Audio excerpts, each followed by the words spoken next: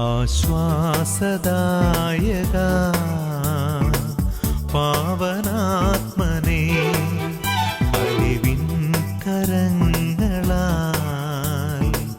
നയിച്ചിടേണമേ.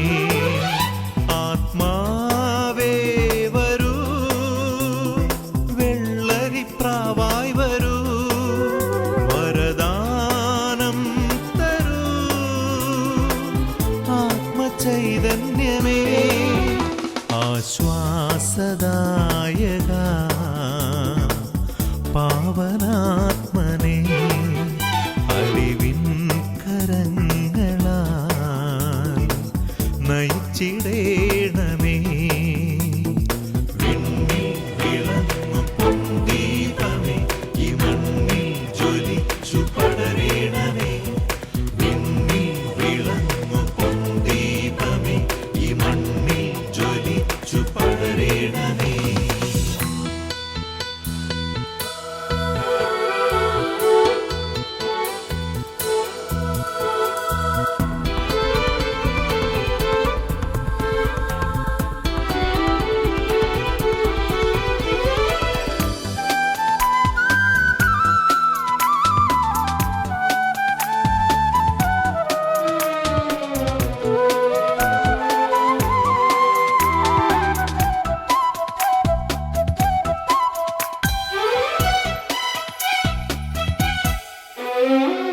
ജോർദാനിലും സെഹിയോനിലും പറന്ന വെൺപിറാവേ, എന്നാത്മാവിലും ഈ സമൂഹത്തിലും ജ്വലിച്ചു പടരേണമേ.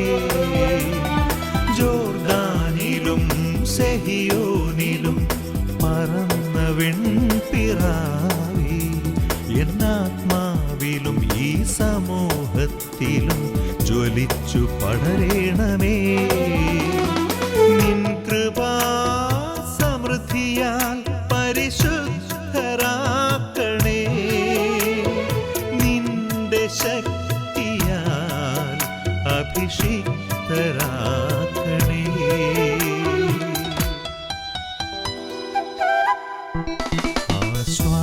ആശ്വാസദായക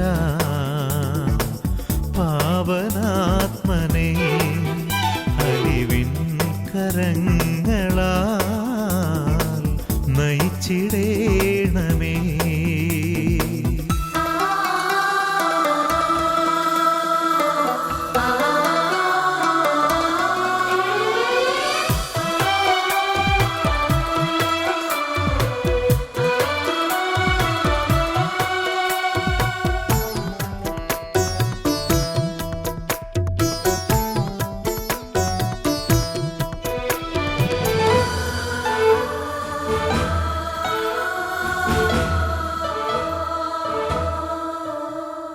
ആദിമ ക്രൈസ്തവ കൂട്ടായ്മ പോൽ അത്ഭുത സൗഖ്യമേകണേ. നിർമ്മല ഹൃദയമാമീ ഭവനം നിൻ ദിവ്യദർശനം കാത്തിരിപ്പൂ. ആദിമ ക്രൈസ്തവ കൂട്ടായ്മ പോൽ അത്ഭുത സൗഖ്യമേകണേ. നിർമ്മല ഹൃദയമാമീ ഭവനം നിൻ ദിവ്യദർശനം കാത്തിരിപ്പൂ. നിൻ കൃപാ സമൃദ്ധിയാൽ പരിശുദ്ധരാക്കണേ. നിന്റെ ശക്തിയാൽ അഭിഷിക്തരാക്കണേ.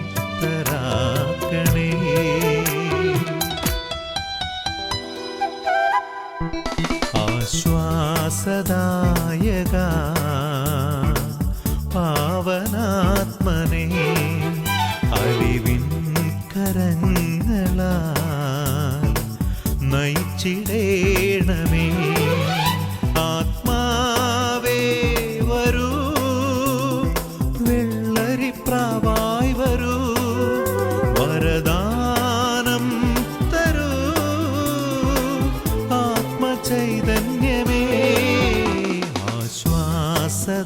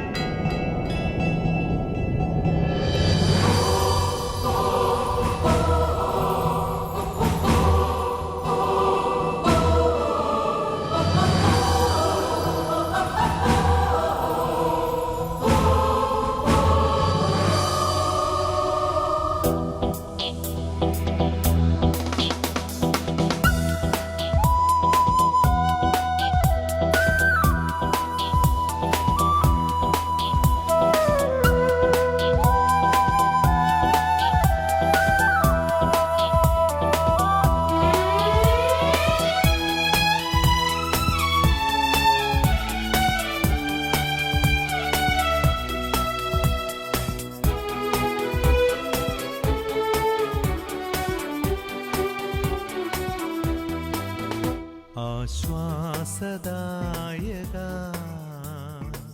പാവനാത്മനേ.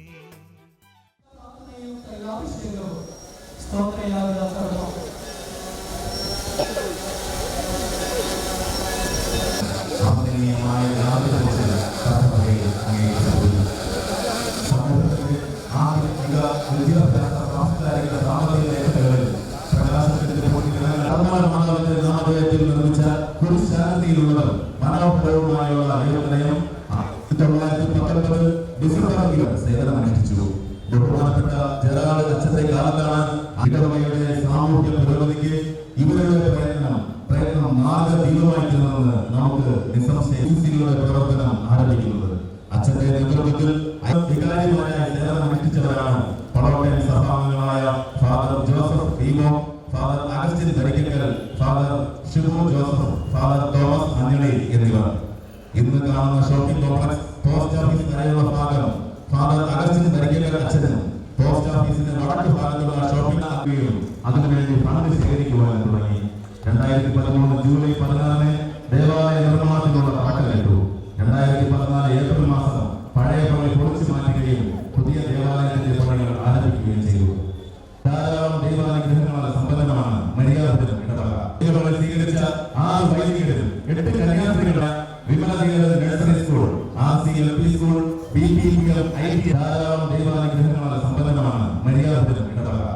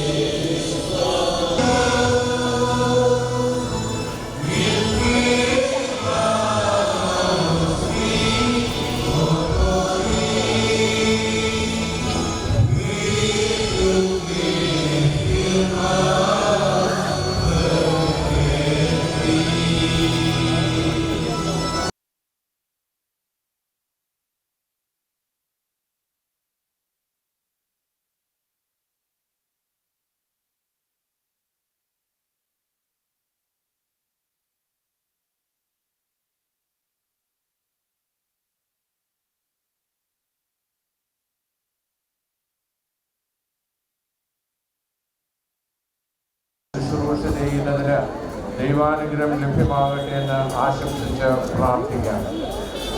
അതുപോലെ കൊല്ലം രൂപതയുടെ മധ്യസ്ഥയാണ് കർമ്മലമാതാവ്. നമുക്കെല്ലാവർക്കും അറിയാം.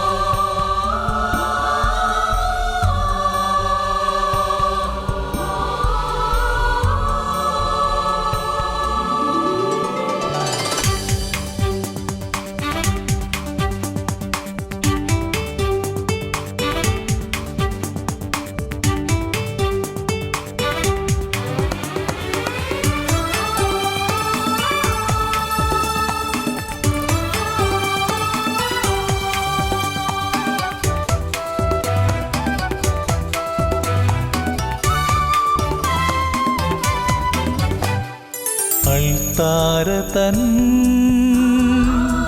തണലിൽ വാഴുവാൻ അനുതാപമോടെ അണയാൻ. അൾത്താരതൻ തണലിൽ വാഴുവാൻ അനുതാപമോടെ അണയാം. ഒരു മനമോടെ നിറദീപവുമായി തിരുപാദം തേടിയണയാം. ഒരു മനമോടെ നിറദീപവുമായി തിരുപാദം തേടിയണയാം.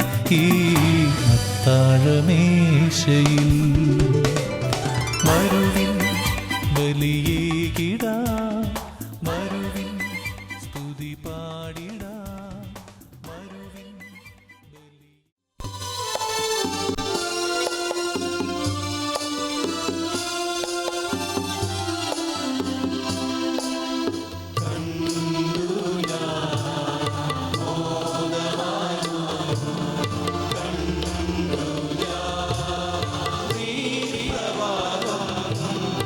ദേവാ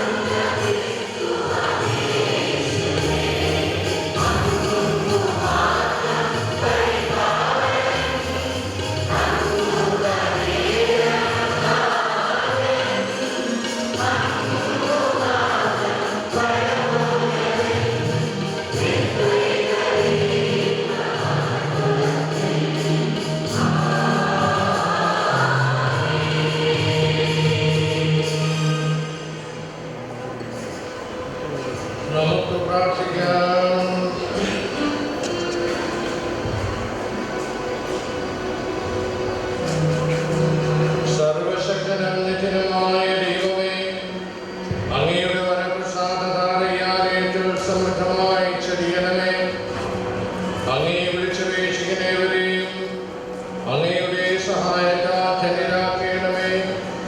ഇവിടെ പ്രഘോഷിക്കപ്പെടുന്ന വചനവും പരികർമ്മം ചെയ്യപ്പെടുന്ന ഉദാശകളും വഴി വിശ്വാസിയുടെ ഹൃദയങ്ങൾ അനുസ്യൂതം ശക്തിയാർജിക്കുമാറാകണമേ. അങ്ങയോടുകൂടെ പരിശുദ്ധാത്മാവുമായുള്ള ഐക്യത്തിൽ എന്നെന്നും ദൈവമായി ജീവിച്ചു വാഴുന്ന ഞങ്ങളുടെ കർത്താവും അങ്ങയുടെ പുത്രനുമായ യേശു ക്രിസ്തു വഴി ഈ പ്രാർത്ഥന കേട്ടരുളേ.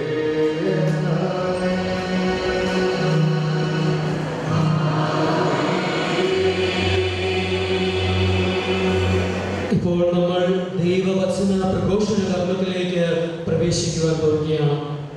ഇപ്പോൾ ദൈവജന മധ്യത്തിൽ നിന്ന് വിശുദ്ധ ഗ്രന്ഥം വഹിച്ചുകൊണ്ട് വായനക്കാർ മെത്രാന് സമീപം എത്തുന്നു. മെത്രാൻ വിശുദ്ധ ഗ്രന്ഥം ഉയർത്തിപ്പിടിച്ച് ചൊല്ലുന്ന പ്രാർത്ഥനയ്ക്ക് മറുപടിയായി ആമേൻ എന്ന് പ്രത്യുദ്ധരിക്കുകയും ചെയ്യാം. നമുക്ക് ഏവർക്കും നിന്നുകൊണ്ട് ഈ കർമ്മത്തിൽ പങ്കുകൊള്ളാം.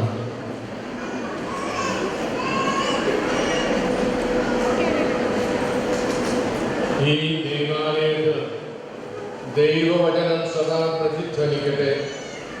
അത് നിങ്ങൾക്ക് ക്രിസ്തു രഹസ്യം നിരന്തരം വെളിപ്പെടുത്തുകയും തിരുസഭയിൽ നിങ്ങളുടെ രക്ഷ സംസിദ്ധമാക്കുകയും ചെയ്യട്ടെ.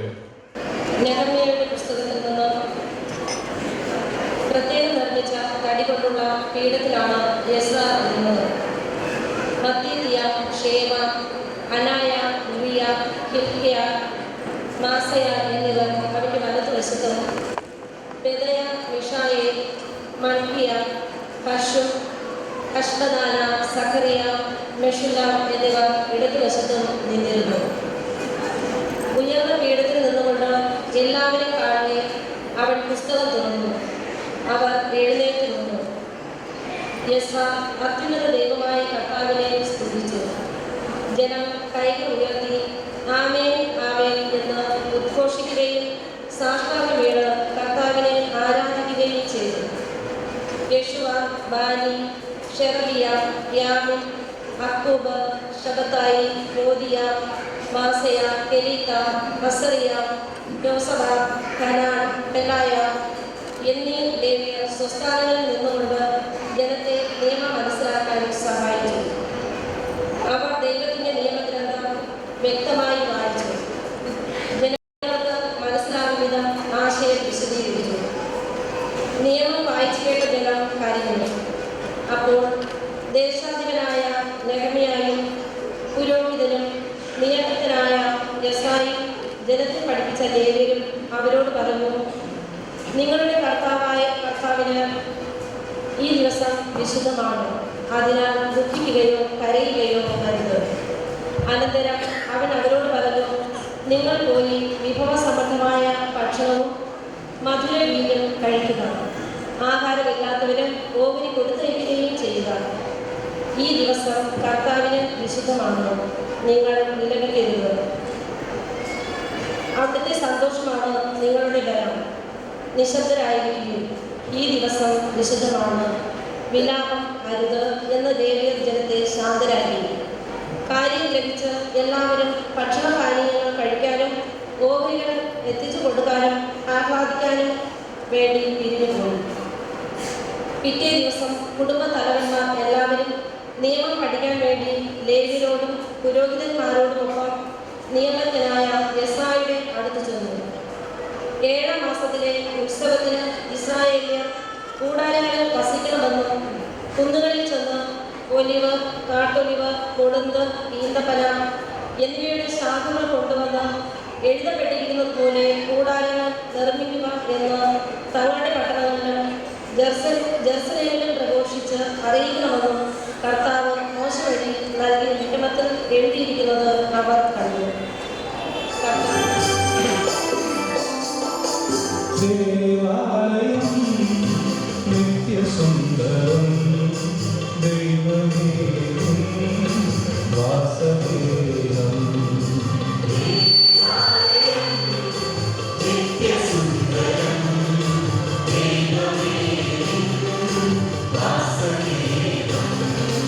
ഭക്തമാനസ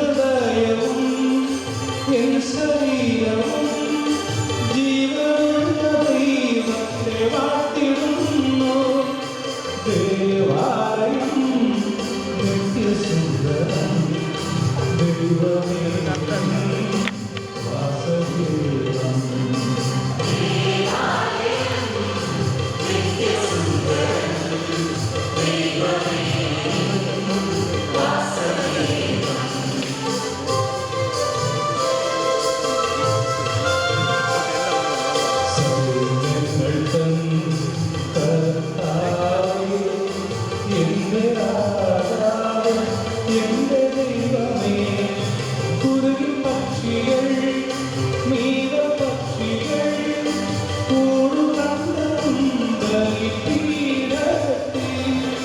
ദേവാലയം നിത്യസുന്ദരം ദൈവമേ വാസദേവം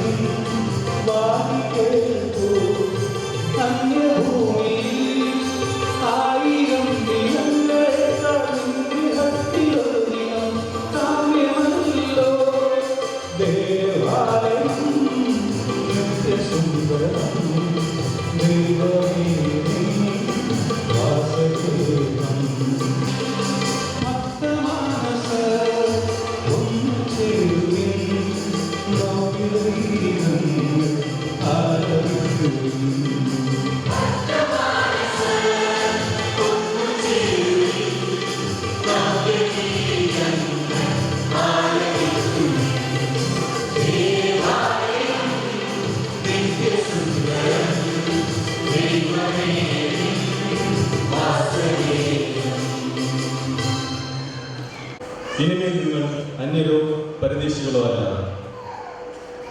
വിശുദ്ധരുടെ സഹപൗരരും ദൈവഭവനത്തിലെ അംഗങ്ങളുമാണ്. അപ്പോസ്തലന്മാരും പ്രവാചകന്മാരാകുന്ന അടിത്തറമേൽ പണിതീർക്കപ്പെട്ടവരാണ് നിങ്ങൾ. ഈ അടിത്തറയുടെ മൂലക്കല്ല് ക്രിസ്തുവാണ്. ക്രിസ്തുവിൽ ഭവനമൊന്നാകെ സമന്വയിക്കപ്പെട്ടിരിക്കുന്നു.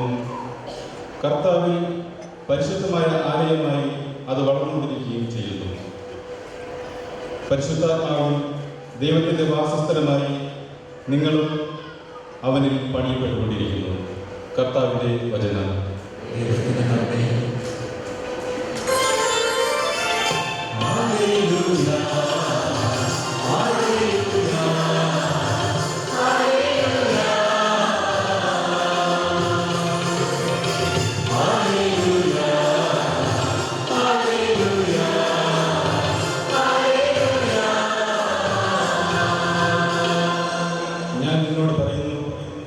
നീ പത്രോസാണ്, ഈ പാറമേൽ എൻ്റെ സഭ ഞാൻ സ്ഥാപിക്കും. കർത്താവ് നിങ്ങളോട് കൂടെ. മത്തായിയുടെ വിശുദ്ധ സുവിശേഷത്തിൽ നിന്നുള്ള വായന.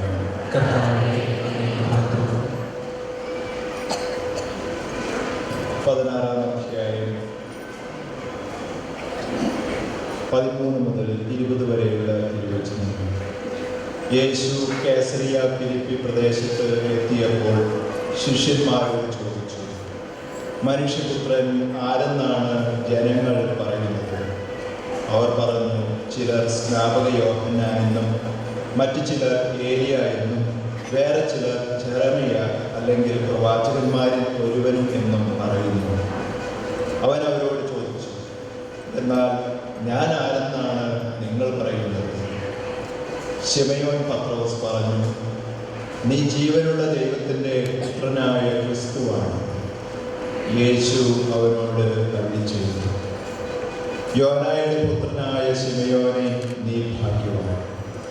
മാംസരക്തങ്ങളല്ല, സ്വർഗസ്ഥനായ എൻ്റെ പിതാവാണ് നിനക്ക് ഇത് വെളിപ്പെടുത്തി തന്നത്.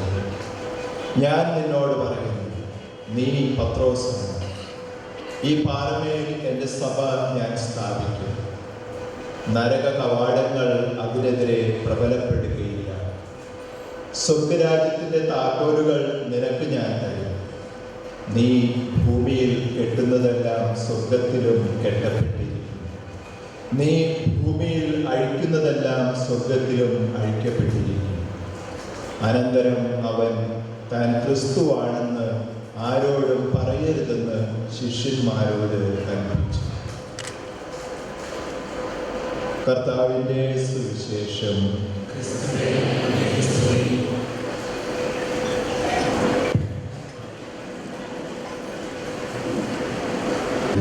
സിസ്റ്റേഴ്സ്, മാതാപിതാക്കളെ, സഹോദരി സഹോദരന്മാരെ, കുഞ്ഞുമക്കളെ, അഭിനന്ദ വിൻസെൻ്റ് സാമുവൽ പിതാവ് മെത്രാനായി നിയോഗിക്കപ്പെട്ടതിൻ്റെ 22ാം വാർഷികം കൊണ്ടാടുന്ന ഈ ദിനം നെയ്യാറ്റിൻകര രൂപതയുടെയും രൂപീകരണത്തിൻ്റെ ദിനമാണ്.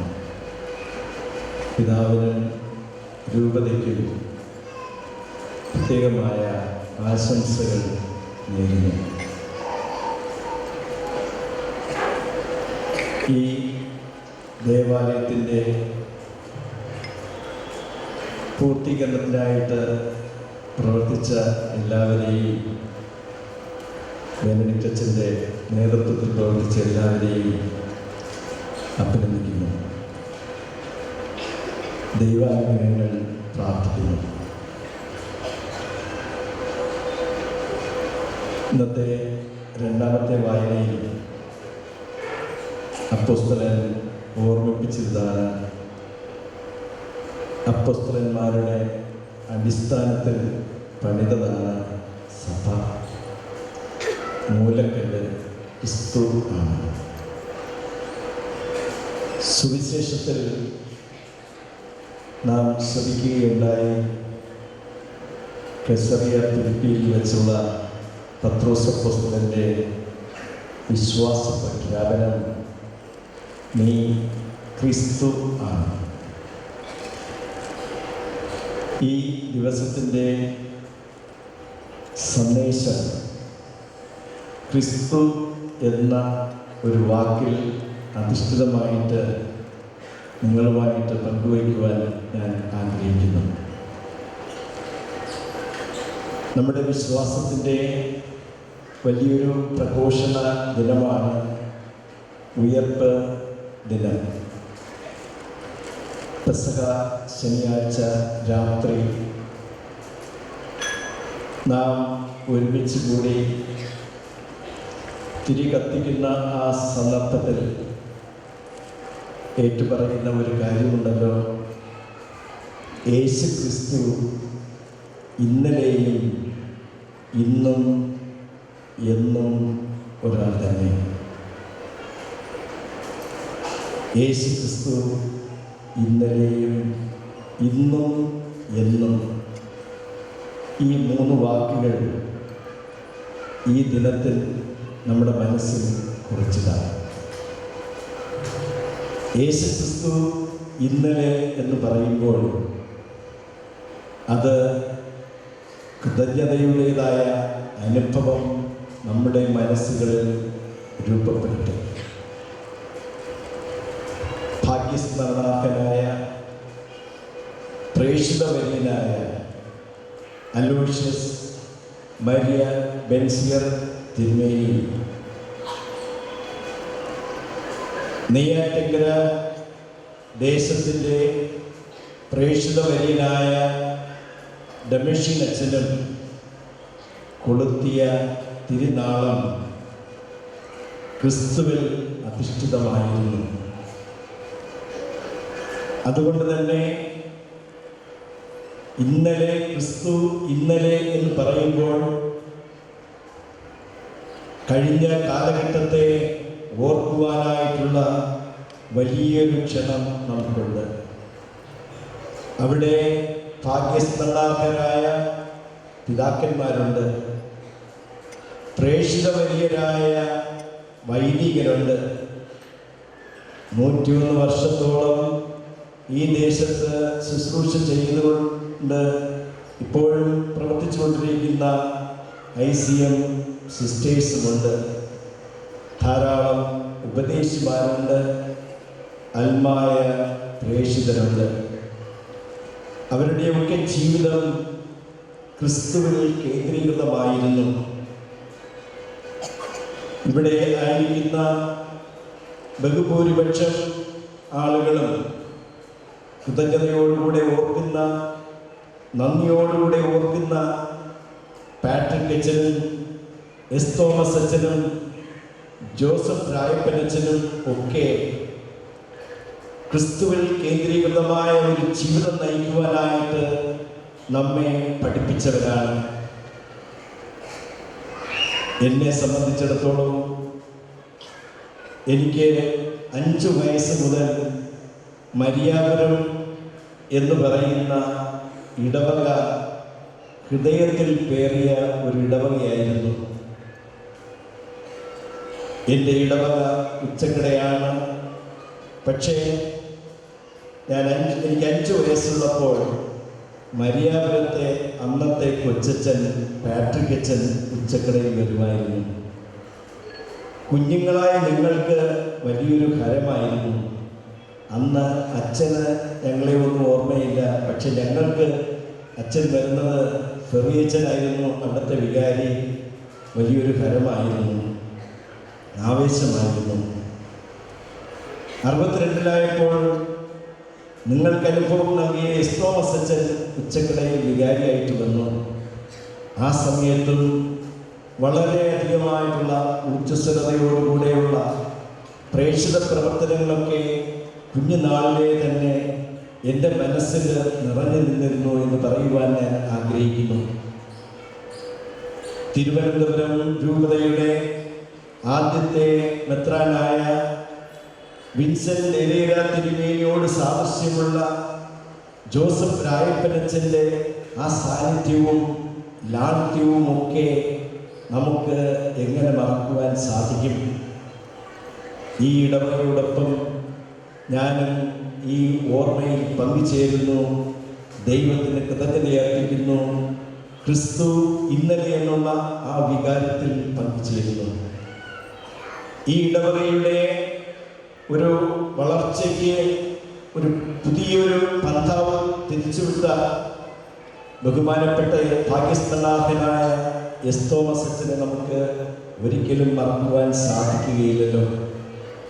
തീർച്ചയായിട്ടും BCCകളൊക്കെ 90-ൽ വരുന്നതിന് മുമ്പ് തന്നെ, എത്രയോ വർഷങ്ങൾക്ക് മുമ്പ് തന്നെ ഈ ഇടവകയിലും 62-ൽ ഉച്ചക്കട ഇടവകയിലും എസ് തോമസ് അച്ഛനൊക്കെ ചെയ്തിട്ടുള്ള പ്രവർത്തനങ്ങളൊക്കെ മറക്കുവാൻ സാധിക്കുകയില്ല.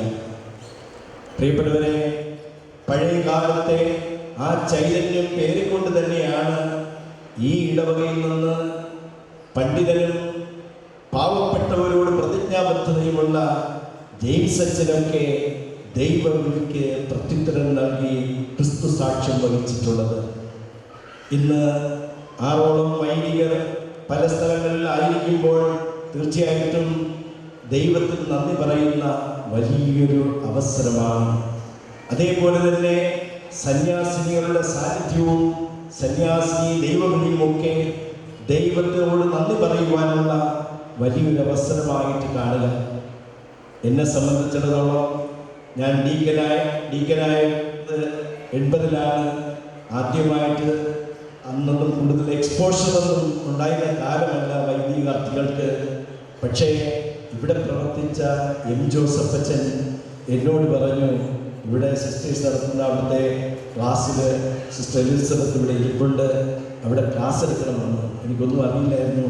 പക്ഷേ ആ പുണ്യ വൈദികരുടെയൊക്കെ പ്രചോദനമൊക്കെ ഞാൻ ഓർക്കുന്നു. എനിക്ക് പ്രചോദനം ലഭിച്ചുവെങ്കിൽ ഈ പ്രചോദനങ്ങൾക്കെല്ലാം അനുഭവ സാക്ഷികളാണ് ഈ ഇടവകയിലെ ജനങ്ങളെന്ന് ഞാൻ മനസ്സിലാക്കുന്നു. പ്രിയപ്പെട്ടവരെ, അതുകൊണ്ട് തന്നെ ഈ സമയത്ത് we should have a sense of gratitude. It is time to thank God Almighty. തീർച്ചയായിട്ടും വൈദികരായിട്ടുള്ള പ്രവർത്തിച്ച ഒരുപാട് പേരുണ്ട്. ഞാൻ പാറശാല ഇടവകയിൽ വികാരിയായിരുന്ന അവസരത്തിൽ ഇവിടെ മാത്യു പനക്കലച്ചൻ തുടങ്ങി അഗസ്റ്റിനച്ചനും തുടർന്നുള്ള പലോട്ടയം ഫാദേഴ്സിൻ്റെ സേവനങ്ങളും ഒക്കെ നമുക്ക് നന്ദിയോടുകൂടെ അല്ലാതെ ഓർക്കുവാൻ കഴിയുകയില്ലല്ലോ. അവികസിതമായ പ്രദേശത്ത് IT സ്ഥാപനത്തിലൂടെ, ചെറിയ സ്ഥാപനങ്ങളിലൂടെ ഒക്കെ ഇവിടുത്തെ ജനങ്ങൾക്ക് വിശ്വാസത്തിൻ്റെ ആ വലിയൊരു വെളിച്ചം വീശിയ എല്ലാവരെയും നമുക്ക് ക്രിസ്തുനാമത്തിൽ കൃതജ്ഞതയോടുകൂടെ ഓർക്കാം. നമുക്ക് ദൈവത്തിന് നന്ദി പറയാം. രണ്ടാമതായിട്ട് ക്രിസ്തു ഇന്ന്, അതെ, ക്രിസ്തു ഇന്നലെയും ഇന്നും എന്നും.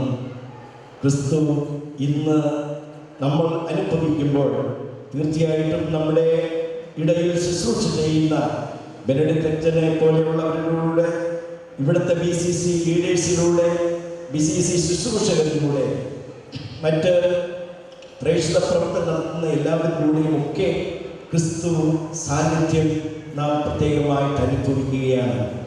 ഈ അനുഭവത്തിൻ്റെ വെളിച്ചത്തിൽ തന്നെയാണ് ഈ ദേവാലയത്തെ നാം കാണേണ്ടത്.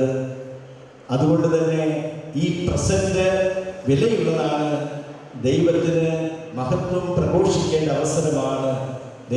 ദിവ്യബലിയുടെ ആരംഭത്തിൽ അത്യുന്നതങ്ങളിൽ ദൈവത്തിന് മഹത്വം എന്ന് മുഖ്യ കാർമ്മികൻ പാടുമ്പോൾ ഇത് നമ്മുടെ എല്ലാവരുടെയും അധരങ്ങളിലൂടെ എപ്പോഴും പാടേണ്ടതാണ്. അത്യുന്നതങ്ങളിൽ ദൈവത്തിന് മഹത്വം. ഈ വർത്തമാന കാലത്തെ ഓർത്ത് ദൈവത്തിന് നമുക്ക് നന്ദി പറയാം, ദൈവത്തെ സ്തുതിക്കാം. ഒരുപാട് കുറ്റങ്ങളും കുറവുകളും ഉള്ളപ്പോഴും ദൈവം നമ്മെ പരിപാലിക്കുന്നു, നമ്മുടെ ജീവിതത്തിൽ വഴി ആയിട്ട് നിൽക്കുന്നു. നമ്മുടെ പാതകൾക്ക് വെളിച്ചവും വഴി പ്രകാശവുമായിട്ട് കർത്താവിൽ നിന്നും നമ്മോടൊപ്പമുണ്ട്.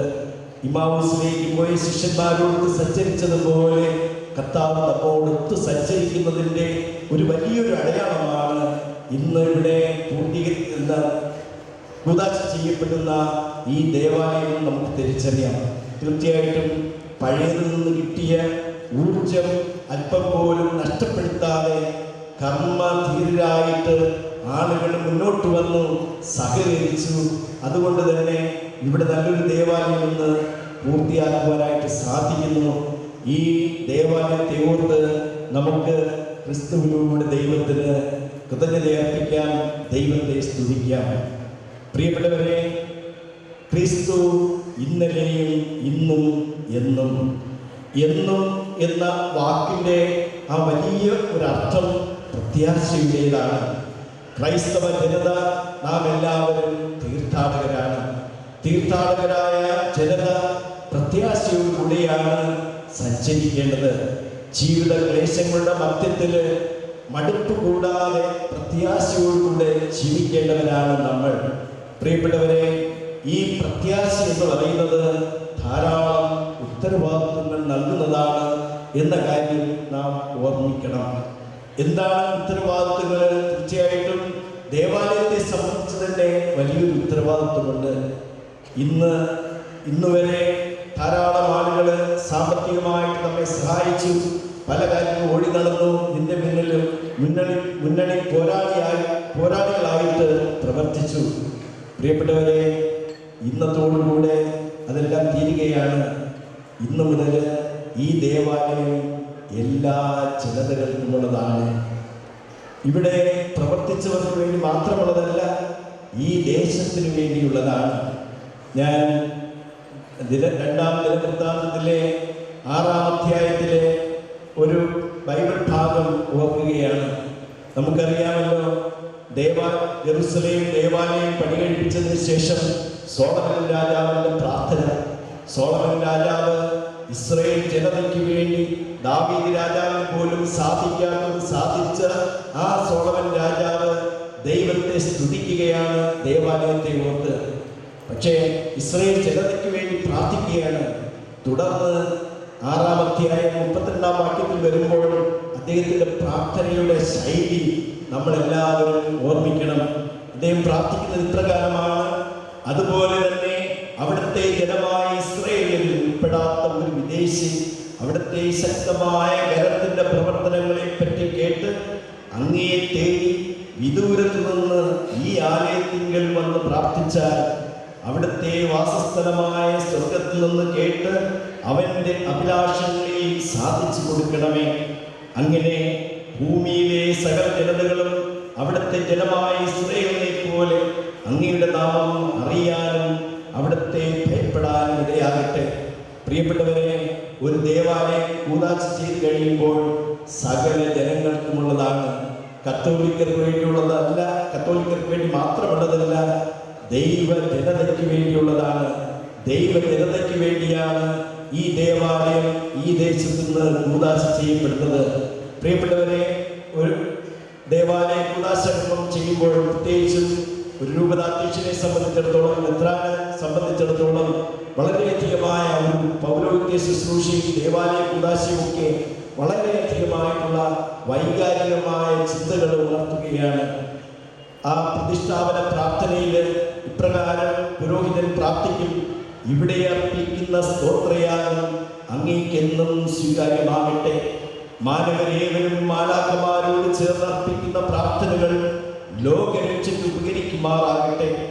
ഇവിടെ പാവപ്പെട്ടവർ കാരുണ്യവും മർദ്ദിതർ യഥാർത്ഥമായ സ്വാതന്ത്ര്യവും കണ്ടെത്തുമാറാകട്ടെ. എല്ലാ മനുഷ്യരും അങ്ങേ മക്കളുടെ മഹത്വമണിഞ്ഞ് സന്തോഷമാനസരായി സ്വർഗീയ ജെറുസലേമിൽ എത്തുകയും ചെയ്യുമാറാകട്ടെ. പ്രിയപ്പെട്ടവരെ, സഭയുടെ പ്രാർത്ഥനയാണിത്. സഭയുടെ പ്രതിഷ്ഠാപന പ്രാർത്ഥനയിൽ ഇപ്രകാരം സാർവത്രികമായ മാനദണ്ഡങ്ങളോടുകൂടെ പ്രാർത്ഥിക്കുമ്പോൾ ഇവിടെ ആയിരിക്കുന്ന നമ്മുടെ മനസ്സുകൾ എപ്പോഴും തുറവിയുള്ളവരാകണം. സങ്കുചിതമായ മനസ്സുകളുടെ ഉടമയായിട്ട് ദേവാലയത്തിൽ വരുവാൻ പാടില്ല. കാരണം ഈ ദേവാലയം ഏവർക്കുമുള്ളതാണ്, ദൈവത്തിൻ്റെ ആലയമാണ്.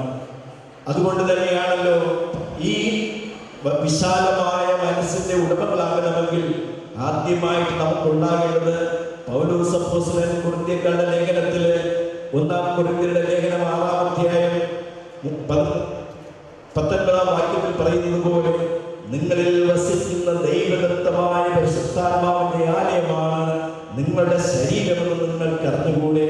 വീണ്ടും അപ്പോസ്തലൻ 3-ാമത്തെ അധ്യായത്തിൽ പറഞ്ഞു വയ്ക്കുന്നത് ഇപ്രകാരമാണ്: നിങ്ങൾ ദൈവത്തിന്റെ ആലയമാണെന്നും ദൈവാത്മാവ് നിങ്ങളിൽ ഉണ്ടെന്നും അറിയുന്നില്ലേ? പ്രിയപ്പെട്ടവരെ, ഈ ബലിപീഠത്തിന് ചുറ്റും വന്നണഞ്ഞ നിവാസികൾ പെസഹ ദിവ്യരഹസ്യം ആഘോഷിക്കുവാനും ക്രിസ്തുവിന്റെ തിരുവചനവും തിരുശരീരവും ഉൾക്കൊണ്ട് ശക്തിയാർജിക്കുവാനുമായിട്ടാണ് വരിക. അപ്പോൾ ക്രിസ്തു ഇന്നലെയും ഇന്നും എന്നും പറയുമ്പോൾ നമ്മുടെ വികാരങ്ങൾ, കൃതജ്ഞതയുടേതായ വികാരങ്ങൾ ഉണരട്ടെ, ഉയരട്ടെ. നമുക്കെന്നും ദൈവത്തെ സ്തുതിക്കുവാനുള്ള മനസ്സ് ഉണ്ടാകട്ടെ. ഒപ്പം പ്രത്യാശയോടുകൂടെ, ഹൃദയവിശ്വാസതയോടുകൂടെ ഏവരെയും സ്വീകരിക്കുവാനും ഏവരെയും അംഗീകരിക്കുവാനും ഏവരെയും പ്രോത്സാഹിപ്പിക്കുവാനുമുള്ള മനസ്സിൻ്റെ ഉടമകളാകുവാനായിട്ടുള്ള കൃപയ്ക്കായിട്ട് നമുക്ക് പ്രാർത്ഥിക്കാൻ. ദൈവം ഏവരെയും സമർത്ഥമായി അനുഗ്രഹിക്കട്ടെ. Amen.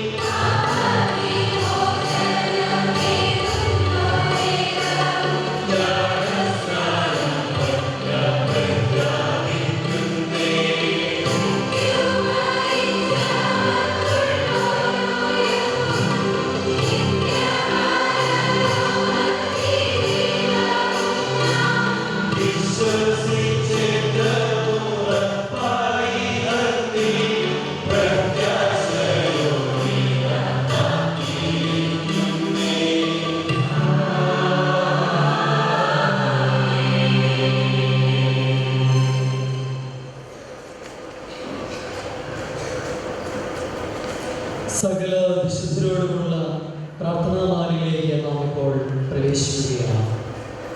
സകല വിശുദ്ധരോടുമുള്ള പ്രാർത്ഥനാമാല ആലപിച്ചുകൊണ്ട് പരിശുദ്ധാത്മാവിന്റെ നിറവിനായും വിശുദ്ധരുടെ പ്രാർത്ഥനാ സഹായത്തിനായും നമുക്ക് യാചിക്കാം. നമുക്ക് ഏവർക്കും നിന്നുകൊണ്ട് ഈ പ്രാർത്ഥനാമാലയിൽ അഭിമന്യ പിതാക്കന്മാരോടൊപ്പം പങ്കുചേരാം. പ്രിയ സഹോദരരെ, വിശ്വാസിയുടെ ഹൃദയങ്ങളെ സ്വന്തം ആധ്യാത്മിക ആലയങ്ങളാക്കുന്ന സർവശക്തനായ ദൈവത്തോട് സകല വിശുദ്ധരുടെയും മാധ്യസ്ഥം അപേക്ഷിച്ചുകൊണ്ട് നമുക്ക് പ്രാർത്ഥിക്കാം.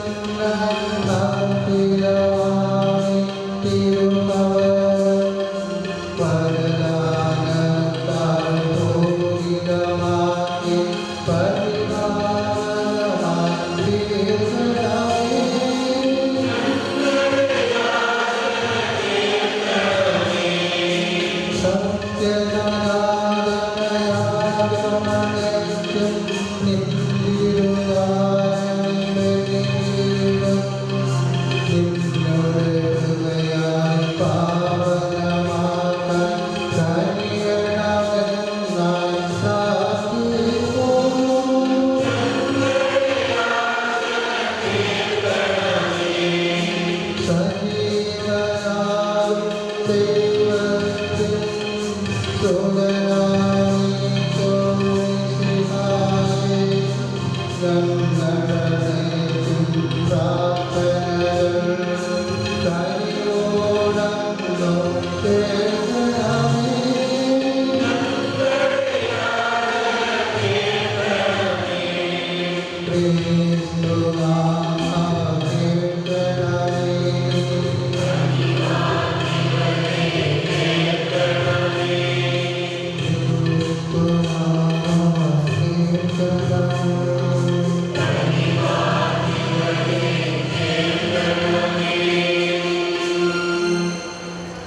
നമുക്ക് പ്രാർത്ഥിക്കാം.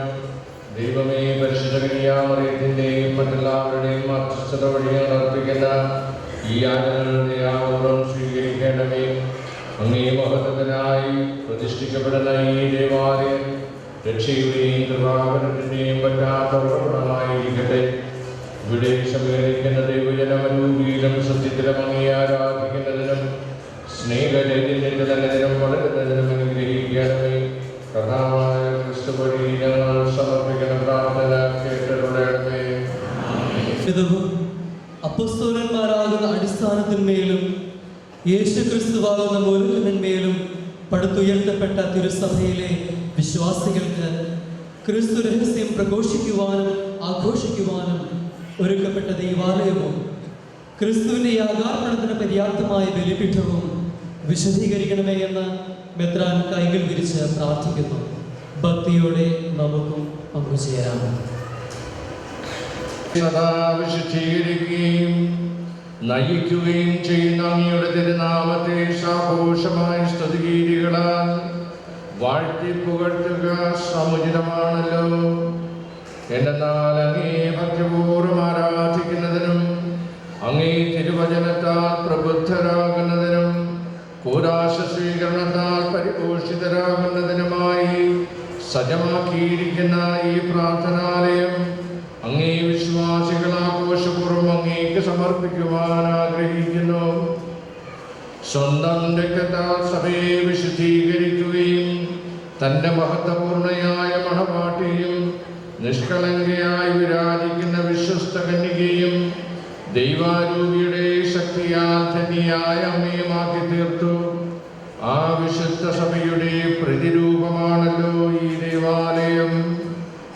കർത്താവേ, അങ്ങയുടെ മുന്തിരിത്തോട്ടമാകുന്ന സഭ ലോകമാകെ പടർന്ന് ശാഖകളോടും സ്വർഗം വരെ എത്തുന്ന ശിഖരങ്ങളോടും കൂടെ വളർന്ന് പന്തലിച്ച് നിൽക്കുന്നുവല്ലോ. മനുഷ്യരുടെ ഇടയിൽ വസിക്കുന്ന ദിവ്യകൂടാരമായ തിരുസഭ സജീവശിലകളാൽ നിർമ്മിതവും അപ്പോസ്തലന്മാരാകുന്ന അടിസ്ഥാനത്തിന്മേലും യേശുക്രിസ്തുവാകുന്ന മൂലക്കല്ലിന്മേലും നിർമ്മിതമായ സഭ സൗഭാഗ്യപൂർണയത്രേ. അത്യുത്കൃഷ്ടമായ ഈ സഭ മലമുകളിൽ സ്ഥാപിതമായ നഗരം പോലെ സർവലോകത്തിനും ദൃശ്യമാണല്ലോ. ഈ സഭ കുഞ്ഞാടിൻ്റെ ദീപത്താൽ പ്രകാശിതവും വിശുദ്ധരുടെ സ്തോത്രഗീതാലാപത്താൽ മുഖരിതവുമാകുന്നു. ആകയാൽ താഴ്മയോടെ അങ്ങയോട് ഞങ്ങൾ പ്രാർത്ഥിക്കുന്നു. ഈ ദൈവാലയവും ബലിപീഠവും അങ്ങേ സ്വർഗീയ അനുഗ്രഹങ്ങൾ ചൊരിഞ്ഞ് പവിത്രമാക്കണമേ. ഈ സ്ഥലമെന്നും പരിശുദ്ധമായി പരിരസിക്കട്ടെ. ഈ ബലിപീഠം എക്കാലവും ക്രിസ്തുവിൻ്റെ യാഗാർപ്പണത്തിന് പര്യാപ്തമായ ദിവ്യവേദിയായി നിലനിർത്താൻ കഴിയണമേ. പിതാവേ, അങ്ങയുടെ മക്കളായി ഞങ്ങളിവിടെ നിന്ന് നിർഗളിക്കുന്ന പ്രസാദപരധാരയാൽ പാപക്കറകളിൽ നിന്ന് മോചിതരായി പാപത്തിന് മരിച്ചു പുതുജീവൻ പ്രാപിക്കുവാനിടയാക്കണമേ. ഈ ബലിപീഠത്തിന് ചുറ്റും വന്നണഞ്ഞിരിക്കുന്ന വിശ്വാസികൾ പെസഹാദിവ്യരഹസ്യം ആഘോഷിക്കുവാനും ക്രിസ്തുവിൻ്റെ തിരുവചനവും തിരുശരീരവും ഉൾക്കൊണ്ട് ശക്തിയാർജിക്കുവാനും ഇടയാകുമാറാകട്ടെ. ഇവിടെ അർപ്പിക്കപ്പെടുന്ന സ്തോത്രയാഗം അങ്ങേയ്ക്കെന്നും സ്വീകാര്യമാകട്ടെ. മാനവരീവരും മാലാഖമാരോട് ചേർന്നർപ്പിക്കുന്ന പ്രാർത്ഥനകൾ ലോകരക്ഷയ്ക്ക് ഉപകരിക്കുമാറാകണമേ. ഇവിടെ പാവപ്പെട്ടവർ കാരുണ്യവും മർദ്ദിതർ യഥാർത്ഥമായ സ്വാതന്ത്ര്യവും കണ്ടെത്തുമാറാകട്ടെ. എല്ലാ മനുഷ്യരും അങ്ങേ മക്കളുടെ മഹത്വമണിഞ്ഞ് സന്തോഷമാനസരായി സ്വർഗീയ ജെറൂസലേമിലെത്തുകയും ചെയ്യുമാറാകണമേ. സമർപ്പിക്കുന്ന പ്രാർത്ഥന കേട്ടരുളേണമേ. ത്തിലും ഭിത്തികളിലും തൈലലേപനം. തൈലാഭിഷേകത്തിലൂടെ അൾത്താര ക്രിസ്തുവിന്റെ ബലിയർപ്പണത്തിന് പാകമാകുന്നു. ദൈവാലയം അഭിഷേകം ചെയ്യുന്നതിലൂടെ വിശ്വാസികളുടെ ആരാധനയ്ക്കായി എന്നേക്കുമായി ദൈവാലയം നൽകപ്പെടുന്നു എന്നതിൻ്റെ അടയാളമായി വിശ്വാസ പാരമ്പര്യമനുസരിച്ച് ദൈവാലയത്തിന്റെ 12 ഭാഗങ്ങളിൽ സ്ഥാപിച്ചിരിക്കുന്ന കുരിശുകളിൽ തൈലാഭിഷേകം നടത്തുന്നു. ഇതിലൂടെ ഇസ്രായേലിന്റെ 12 ഗോത്രങ്ങളെ അനുസ്മരിക്കുകയും 12 അപ്പസ്തോലന്മാരാകുന്ന അടിസ്ഥാനത്തിൽ പണിതുയർത്തപ്പെട്ടിരിക്കുന്നു എന്ന ഓർമ്മപ്പെടുത്തലും നൽകുന്നു. ഭിത്തിയോട് ചേർന്ന് നിൽക്കുന്നവർ ദൈവാലയ മധ്യത്തിലേക്ക് നീങ്ങി മെത്രാനും പരികർമ്മികൾക്കും കടന്നു പോകുവാനുള്ള സൗകര്യം ചെയ്യുക. നമുക്ക് ഭക്തിയോടെ ഈ കർമ്മത്തിൽ പങ്കുകൊള്ളാം. അഭിഷേകിക്കപ്പെടുന്ന ഈ യാഗപീഠവും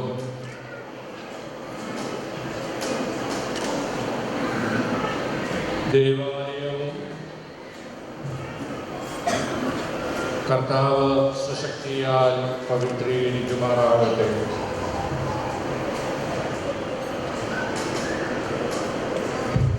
അങ്ങനെ ക്രിസ്തുവിൻ്റെയും സഭയുടെയും ദിവ്യരഹസ്യം ദൃശ്യാടയാളങ്ങളാൽ പ്രകാശനമാകട്ടെ. ഇതാ മനുഷ്യരോടുകൂടെ ദൈവത്തിൻ്റെ കൂടാരം, അവിടുന്ന് അവരോട് വസിക്കും. അവർ അവിടുത്തെ ജനതയായിരിക്കും. ദൈവം തന്നെ അവരോടുകൂടെ അവരുടെ ദൈവമായി വർത്തിക്കും.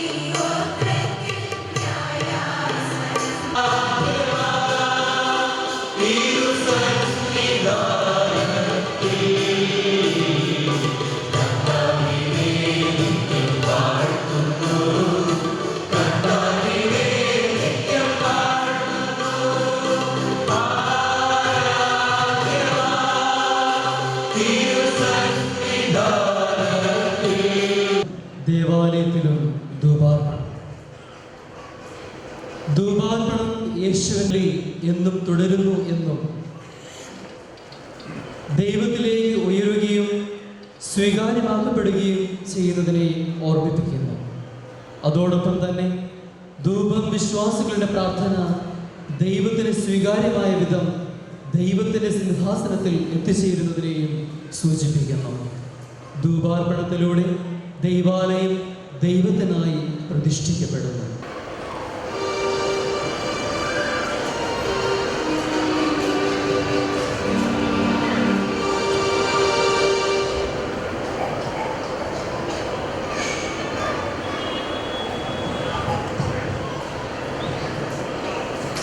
കർത്താവേ, ധൂപപടലം പോലെ ഞങ്ങളുടെ പ്രാർത്ഥനകൾ അങ്ങേ സന്നിധിയിലേക്ക് ഉയരുമാറാകട്ടെ. ഈ ദൈവാലയം സുഗന്ധപൂരിതമാകും പോലെ അങ്ങേ തിരുസഭ ക്രിസ്തുവിൻ്റെ പരിമളം എങ്ങും പ്രസരിപ്പിക്കുമാറാകട്ടെ.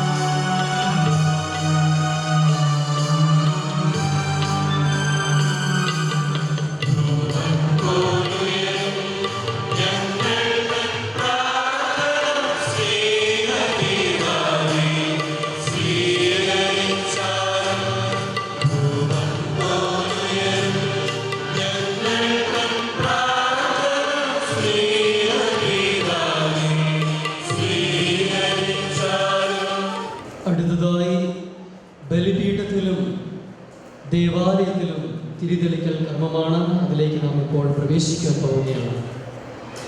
ആദ്യം അൾത്താരയും അതിനുശേഷം ദൈവാലയവും പ്രകാശപൂരിതമാക്കപ്പെടുന്നു. ഇതിലൂടെ ലോകത്തെ പ്രകാശിപ്പിക്കുവാനുള്ള ജ്വാലയാണ് ക്രിസ്തു എന്ന് ഓർമ്മിപ്പിക്കപ്പെടുന്നു. ദൈവാലയത്തിൽ ഇന്നു മുതൽ ക്രിസ്തുവിൻ്റെ പ്രകാശം നിറഞ്ഞു നിൽക്കുകയും മനുഷ്യകുലത്തിലേക്ക് അത് പ്രയാണം ചെയ്യുകയും ചെയ്യുന്നു. പ്രാർത്ഥനയോടെ നമുക്ക് ആഘോഷകരമായ തിരിതെളിക്കൽ കർമ്മത്തിൽ പങ്കുകൊള്ളാം. ക്രിസ്തുവിൻ്റെ പ്രകാശം സഭയെ പ്രഭാപൂരിതമാക്കുന്നു. അതുപോലെ സർവ്വജനങ്ങളും സത്യത്തിൻ്റെ പൂർണ്ണത സംപ്രാപിക്കുമാറാകട്ടെ.